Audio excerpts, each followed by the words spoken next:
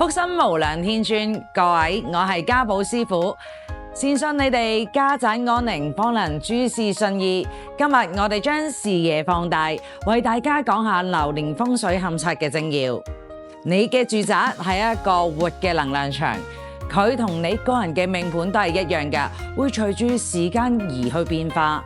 所謂風水輪流轉，絕非虛言嚟㗎。流年嘅風水核心主要原理有三：第一，流年嘅轉運，每年嘅立春為界，天上有9粒星耀會飛臨你屋企唔同嘅方位，能量場自然就會更新㗎喇。第二，能量嘅雙向作用，吉星例如旺財啊、桃花啊、文昌星需要去吹動㗎，而凶星呢，就係五黃煞啊、病符星，呢啲咧就必須要化解啦。第三，最為關鍵嘅一點，八字嘅配盤，同一間屋咧都會對唔同八字嘅命格居住者產生效應，係天差地別㗎。嗱，喺道法古籍裏邊早有明證，陽則三要有云：夫流年者，歲星之臨犯，配八字而斷吉凶，而非星而報乾坤。呢一個正正就係我哋御寶軒風水勘測嘅總綱，將天時、地利、人和三者合一。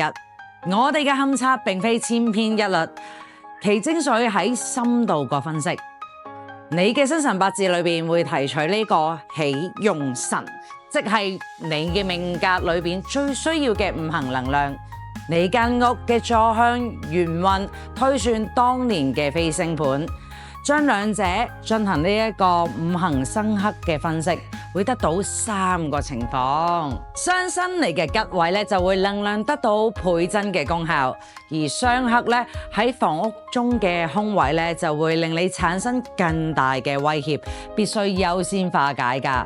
嗱，中性方面咧，我哋就會採用標準嘅流年佈局，呢一個先係真正嘅度身訂造啊嘛。確保風水佈局只會係助你，唔會傷你。而家咧，我就同大家解答幾個常見嘅問題。第一個問題係租嘅屋係咪需要每年調整風水？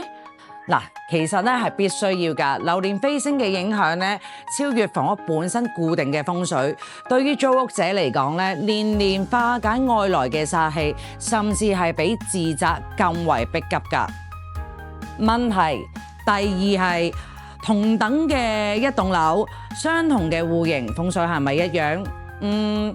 差異係極大㗎。嗱，唔同樓層接納嘅地氣當然唔同啦，入住嘅時間帶嚟嘅人氣都會有唔同，裝修顏色可能又唔同咯。咁嗰啲火氣自然又會唔同啦。咁呢啲嘢咧都會徹底去改變咗嗰個能量場㗎。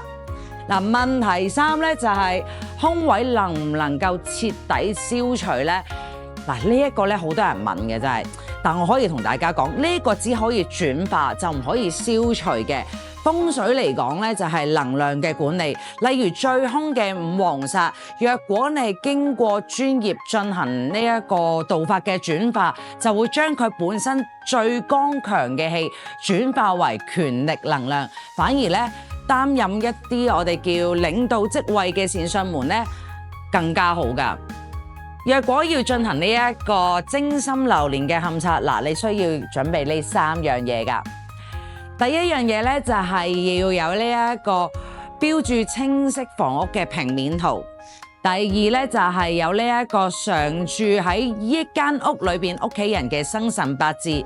嗱，務必咧最好就係準確到有時辰呢一樣嘢啊嚇。第3咧就係你特別嘅需求，例如係咩啊？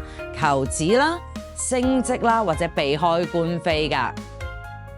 御寶軒提供嘅流年勘測基礎盤呢，呢一個服務我係將會親自嚟臨到府上，或者通過遠程嘅數據進行呢個精確嘅測量。